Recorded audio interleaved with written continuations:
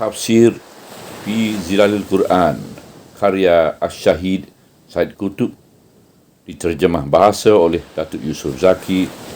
Semoga Allah memberkati beliau. Pentafsiran ayat-ayat 99 hingga ayat 103. Kemudian Al-Quran berbicara dengan Rasulullah sallallahu alaihi wasallam. Ia memperkatakan tentang pengajaran-pengajaran yang benar dan ayat-ayat yang jelas yang dikurniakan Allah kepada beliau, dan menegaskan bahawa hanya orang-orang fasik yang menyeleweng sahaja yang menolak ayat-ayat itu. Ia mengecam Bani Israel yang tidak pernah mematuhi mana-mana perjanjian, sama ada perjanjian mereka dengan Allah dan nabi-nabi mereka sebelum ini, atau perjanjian-perjanjian mereka dengan Rasulullah sallallahu alaihi wasallam.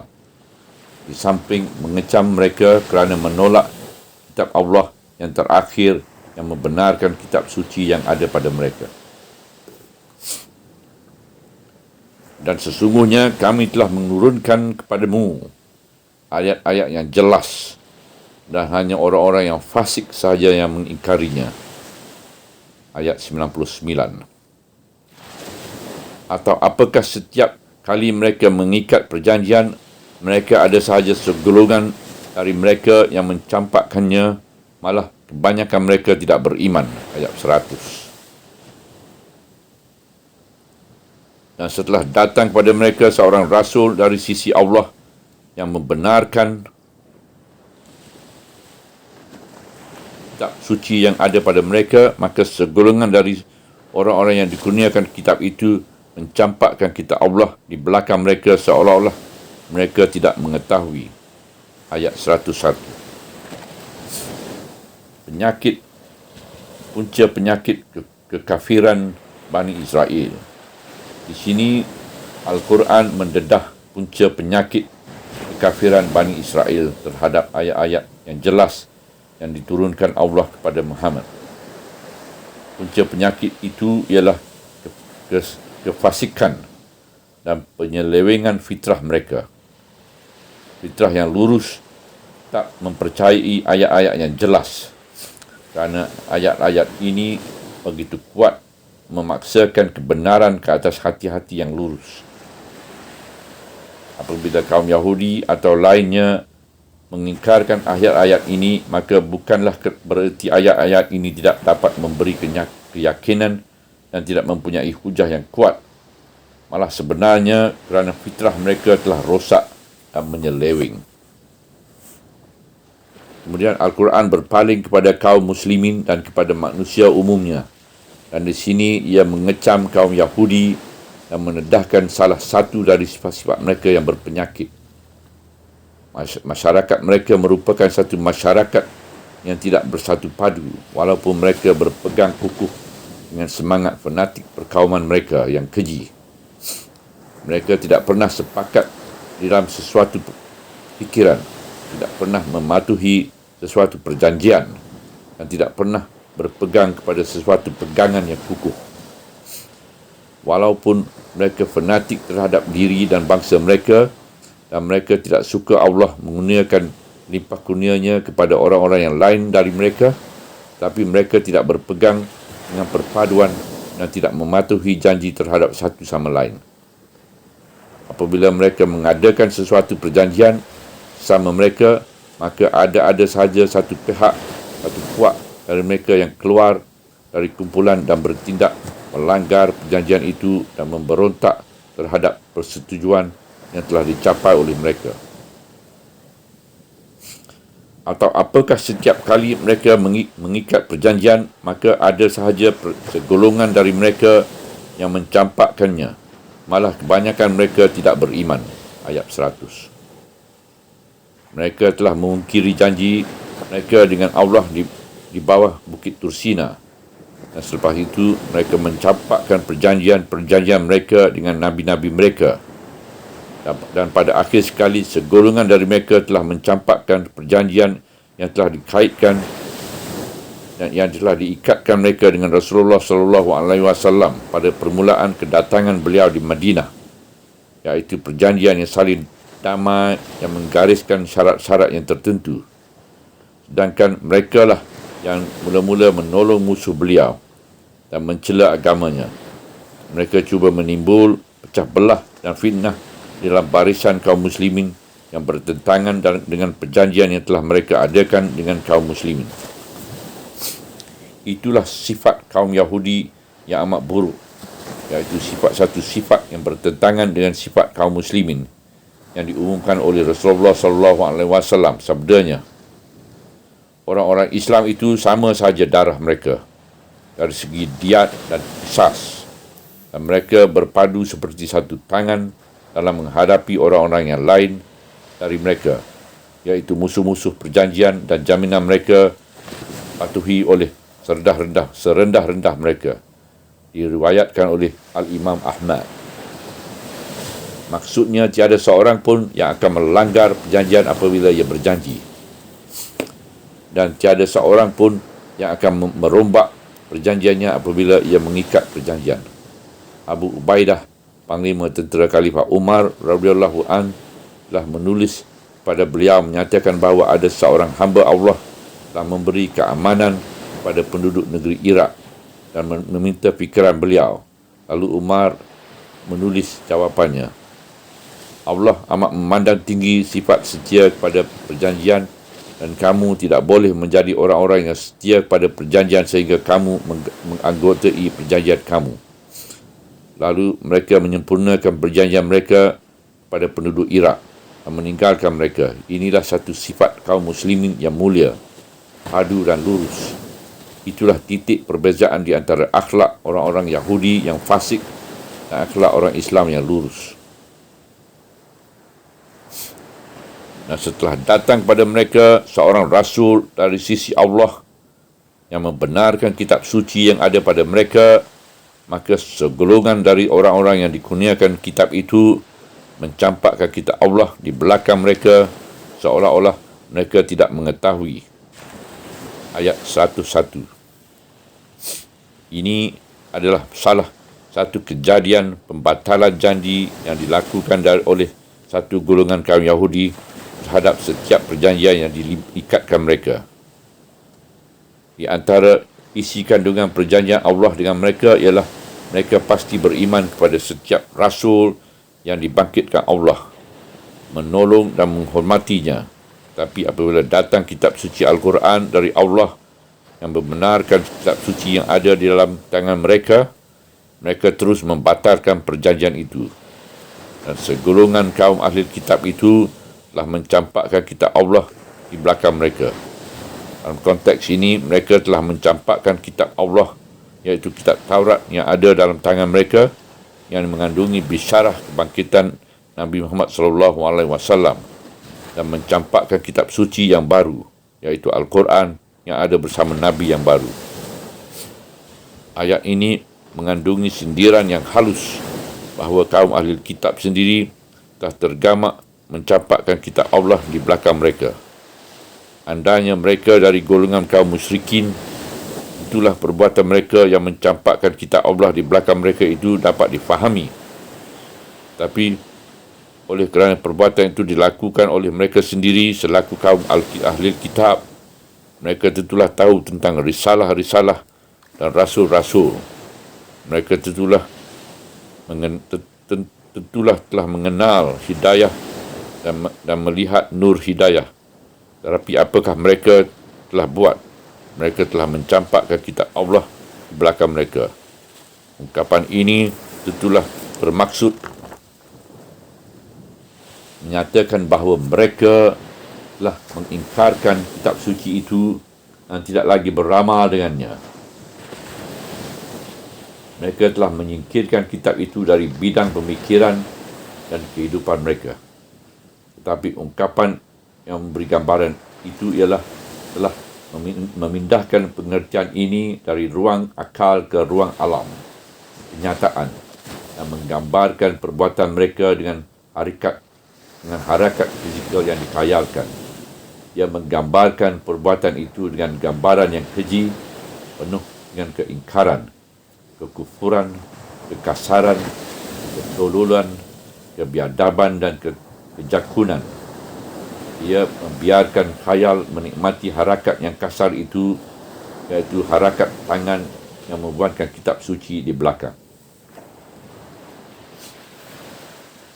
Tafsiran ayat-ayat 102 hingga 103.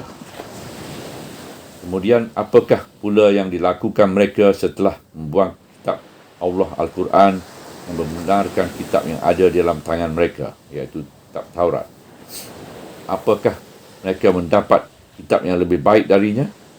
Apakah mereka telah mendapat kebenaran yang bersih dari sebarang kekeliruan? Apakah mereka berpegang teguh yang kitab suci mereka yang disahkan oleh Al-Quran itu? Tidak satu pun yang dibuat mereka. Malah mereka telah mencampakkan kitab Allah di belakang mereka untuk mengejar dongeng-dongengan yang mengeliru, yang tidak bersandar pada hakikat yang kukuh. Dan mereka telah mengikut ilmu sihir yang diada-adakan oleh syaitan-syaitan di zaman kerajaan Sulaiman. Dan sebenarnya Sulaiman tidak kafir, tetapi syaitan-syaitan lah yang kafir. Mereka mengajar orang ramai ilmu sihir dan ilmu yang diturunkan kepada dua malaikat di Babel, iaitu Harut dan Marut. Tetapi kedua-duanya sebelum mengajar seseorang lebih dahulu mengingatkan, sesungguhnya kami ini adalah ujian.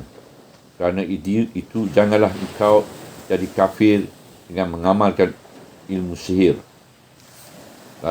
Lalu mereka mempelajari dari kedua malaikat itu ilmu yang memisahkan di antara suami dan isteri.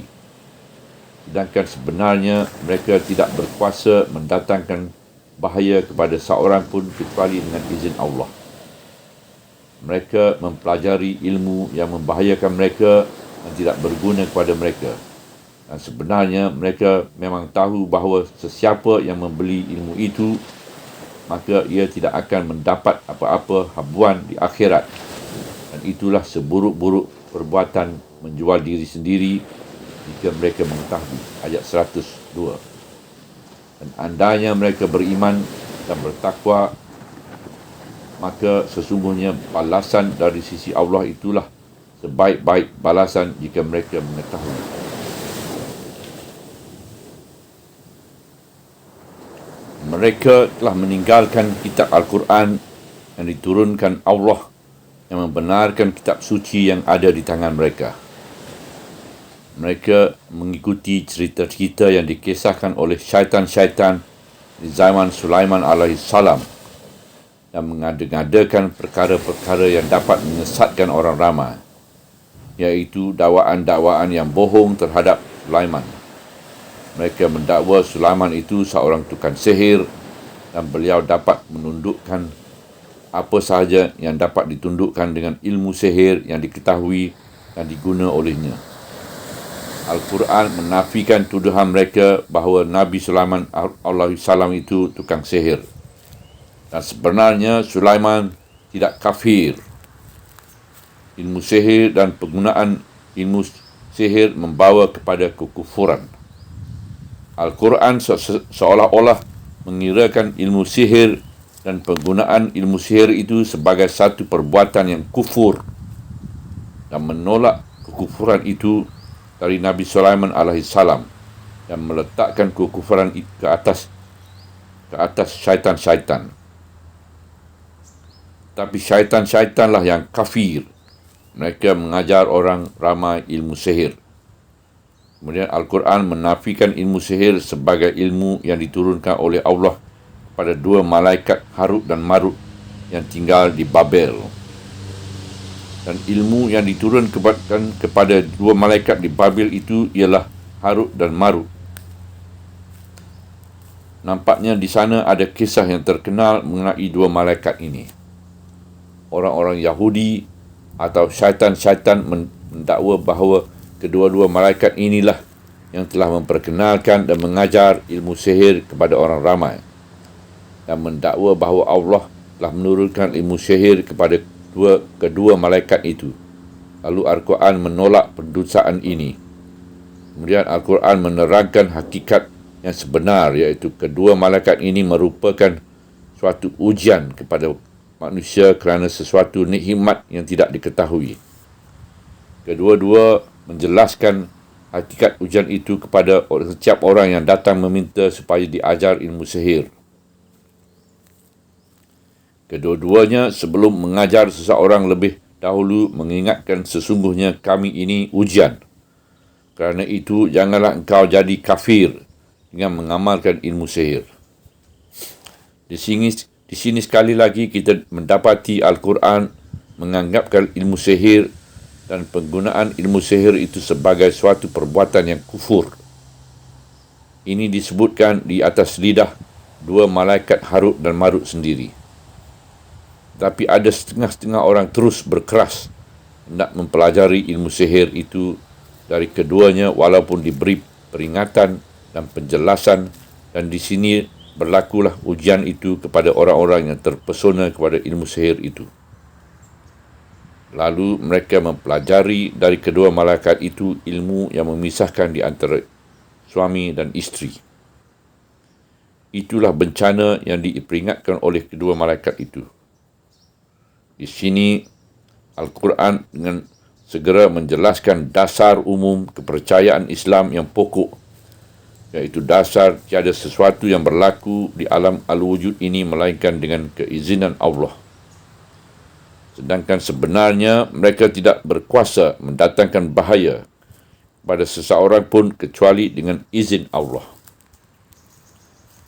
Keizinan Allah itulah yang membolehkan sebab-sebab itu melahirkan tindakan, mewujudkan kesannya dan menghasilkan natijahnya. Ini adalah satu dasar umum kepercayaan dan kefahaman yang pasti dijelaskan seterang-terangnya di dalam hati nurani orang yang beriman. Sebagai contoh yang paling dekat yang menggambarkan dasar ini di sini ialah jika anda dedahkan tangan anda kepada api, maka ia akan terbakar. Tapi sifat terbakar itu tidak akan berlaku melainkan dengan keizinan Allah. Kerana Allah lah yang menaruhkan kepada api itu sifat membakar dan menaruhkan pada tangan anda sifat terbakar bila dijilat api.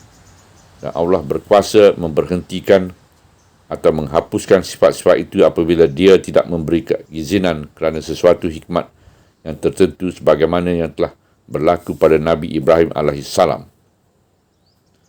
Begitu juga sihir yang memisahkan di antara suami dan isteri dapat mewujudkan kisah ini dengan keizinan Allah, dan Allah berkuasa membatalkan kesan ini apabila dia tidak memberi keizinannya kerana sesuatu hikmat yang dikehendakinya. Begitulah perkara-perkara yang lain lagi yang dikenali sebagai pemberi-pemberi kesan dan kesan-kesan. Setiap pemberi kesan itu dibekalkan dengan sifat memberi kesan dengan keizinan Allah, dan ia hanya dapat berfungsi atau memberi kesan dengan keizinan Allah sahaja, dan Allah berkuasa membatalkan kesannya sebagaimana dia berkuasa memberi kesan itu apabila dikehendaki olehnya. Hakikat ilmu sihir. Kemudian Al-Quran menjelaskan hakikat ilmu yang dipelajari mereka dan ilmu yang memisahkan di antara suami dan isteri. Bahawa ilmu dan kepandaian itu hanya membawa kepada bencana kepada diri mereka sendiri dan tidak membawa apa-apa kebaikan kepada mereka. Mereka mempelajari ilmu yang membahayakan mereka dan tidak berguna kepada mereka. Dan cukuplah bahaya itu dengan bentuk bencana kekufurannya sahaja, kerana kekufuran merupakan bahaya yang tulen yang tidak memberi apa-apa faedah. Dan sebenarnya mereka memang tahu bahawa sesiapa yang membeli ilmu itu tidak akan mendapat apa-apa habuan di akhirat. Maksudnya mereka sedar bahawa ilmu yang dibelinya itu tidak memberi apa-apa faedah di akhirat. Oleh itu, kerana ia memilih dan membeli ilmu yang bererti ia akan kehilangan segala modal dan segala habuan di akhirat. alangkah buruknya perbuatan mereka menjual diri sendiri jika mereka mengetahui hakikat dagangan itu. Dan itulah seburuk-buruk perbuatan menjual diri sendiri jika mereka mengetahui. Ayat 102. Dan andainya mereka beriman dan bertakwa, maka sesungguhnya balasan dari sisi Allah itulah sebaik-baik balasan jika mereka mengetahui. Ayat 103. Di sini perlulah kemukakan sepatah kata mengenai ilmu sihir dan ilmu yang memisahkan di antara suami dan isteri yang dikejar oleh kaum Yahudi, dan kerana ilmu-ilmu itulah mereka sanggup membuang kitab Allah di belakang mereka. Hakikat-hakikat yang tidak dapat ditafsirkan oleh sains, yang masih dapat disaksikan setiap masa, ialah adanya setengah-setengah orang yang mempunyai kebolehan-kebolehan istimewa yang tidak dapat diterangkan hakikatnya oleh sains. Setengah-setengah kebolehan itu telah diberi nama-nama yang tertentu, tetapi belum ditentukan hakikat-hakikat dan cara-cara peraturannya. Umpamanya apabila hakikat telepati, perhubungan dan pemindahan fikiran dari jauh tanpa alat, bagaimana perhubungan itu berlaku? Bagaimana seseorang itu boleh memanggil seseorang yang lain dari jarak yang jauh, yang dipisahkan oleh pemisah-pemisah yang biasanya tidak dapat ditembusi oleh suara dan mata manusia, dan panggilan itu dapat diterima olehnya tanpa dihalangi oleh pemisah-pemisah dan jarak-jarak yang jauh itu. Apakah hakikat hipnotisma, iaitu penerapan tidur dari orang yang lain? Bagaimana penerapan itu berlaku? Bagaimana kemahuan seseorang dapat menguasai kemahuan seseorang yang lain? Bagaimana fikiran seseorang dapat bersambung dengan fikiran seseorang yang lain? Bagaimana seseorang dapat menyarankan sesuatu fikiran pada seorang yang lain, dan bagaimana orang yang lain itu dapat menerima fikiran itu seolah-olah yang membaca dari buku yang terbuka. Kekuatan perhubungan ini memang diakui oleh sains, tetapi apa yang dapat dikatakan oleh sains hanya memberi nama-nama sahaja. Tetapi sains tidak dapat memperkatakan tentang hakikatnya dan tidak dapat menjelaskan bagaimana ia berlaku. Di sana terdapat berbagai-bagai perkara yang dipertikaikan oleh sains. Ini disebabkan sama ada sains belum dapat mengumpulkan bukti-bukti yang cukup untuk mengakuinya, atau sains belum lagi mendapat jalan-jalan untuk memasukkan perkara-perkara itu dalam bidang ujian-ujiannya. Misalnya mimpi-mimpi yang memberi ramalan-ramalan masa depan. Sigmund Freud, yang telah mengingkarkan setiap kekuatan rohani, tidak juga berdaya mengingkarkan kewujudan mimpi-mimpi seperti itu. Bagaimana saya boleh bermimpi yang meramalkan masa depan yang majhul itu, dan tiba-tiba dalam beberapa waktu kemudian ramalan mimpi itu menjadi kenyataan? Bagaimana juga kewujudan perasaan-perasaan yang halus dan sulit yang belum lagi diberi nama, iaitu bagaimana yang saya merasa sesuatu akan berlaku sebentar lagi, atau merasa ada seseorang yang akan datang sekejap lagi. Kemudian apa yang saya duga itu betul-betul berlaku dalam kenyataan. Sebenarnya adalah satu perbuatan yang angkuh apabila seorang itu mengambil sikap menafikan dengan begitu mudah kekuatan majhul itu yang ada pada diri manusia, semata-mata dengan alasan kerana sains belum lagi dapat mendapat cara-cara untuk mengujikan kekuatan-kekuatan itu. Tetapi ini bukanlah pula bererti kita harus menerima segala kurafat dan berkejar di belakang dongeng-dongeng. Malah sikap orang yang lebih selamat dan berhemat ialah akal manusia harus mengambil sikap yang lembut terhadap perkara-perkara majhul seperti itu, iaitu tidak menafikan secara mutlak atau menerimanya secara mutlak, sehingga ia dapat memahami hakikat yang tidak dapat difahami kerana sekarang ini dengan peraturan-peraturan sarana-sarana yang diperolehinya. Setelah majunya sarana-sarana ini atau ia mengaku sahaja bahawa perkara-perkara ini mengandungi sesuatu yang berada di luar keupayaan manusia, iaitu mengaku batas-batas kelemahannya dan mengira perkara-perkara majhul di alam ini dengan kiraan yang wajar. Kekuatan sihir juga tergolong di dalam perkara-perkara ini dan ajaran syaitan-syaitan kepada manusia juga tergolong di dalam perkara-perkara ini. Dan salah satu bentuk sihir mungkin berlaku dalam bentuk kebolehan memberi saranan atau menerapkan kesan-kesan sama ada pada panca indera dan fikiran-fikiran atau pada benda-benda dan jisim-jisim, walaupun sihir yang disebutkan oleh Al-Quran yang dilakukan oleh para tukang sihir Firaun merupakan suatu penerapan imajinasi atau tanggapan khayal yang tidak mempunyai apa-apa hakikat. Tiba-tiba tali-tali dan tongkat-tongkat mereka dikhayalkan olehnya seakan-akan berjalan kerana kepandaian sihir mereka. Ayat 66 surah Toha. Dan tentulah dapat diterima bahawa penerapan kesan yang seperti ini merupakan satu wasilah yang boleh memisahkan di antara suami dan isteri, di antara sahabat dan sahabatnya, kerana perasaan-perasaan ini adalah terjadi akibat dari penerimaan kesan-kesan itu. Walaupun wasilah-wasilah dan kesan-kesan sebab-sebab dan akibat-akibat tidak akan berlaku kecuali dengan keizinan Allah, sebagaimana telah kami terangkan sebelum ini. Siapakah malaikat Harut dan Marut? Siapakah dua malaikat Harut dan Marut ini?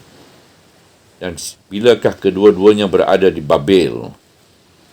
Kisah keduanya memang terkenal di sisi kaum Yahudi.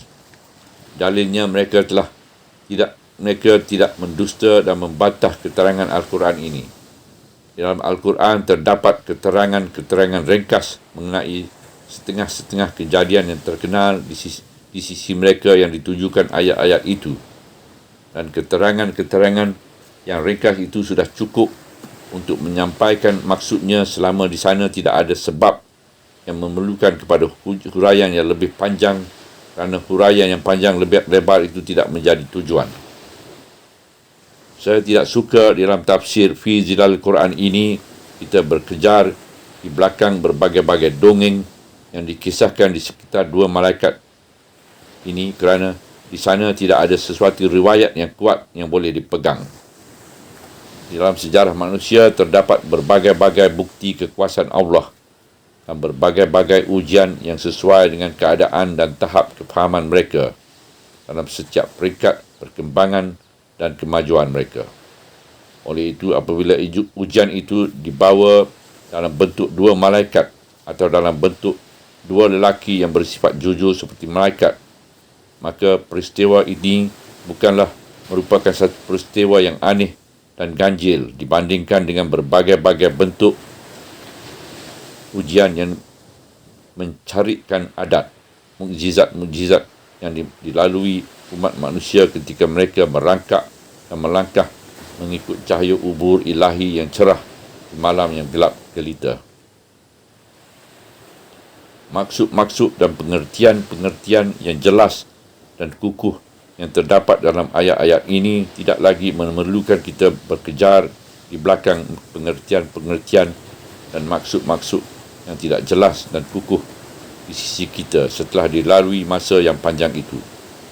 Bagi kita cukuplah kita mengetahui dari ayat-ayat ini tentang kesesatan Bani Israel yang berkejar di belakang cerita-cerita dongeng dan membuang kitab Allah yang diyakini kebenarannya.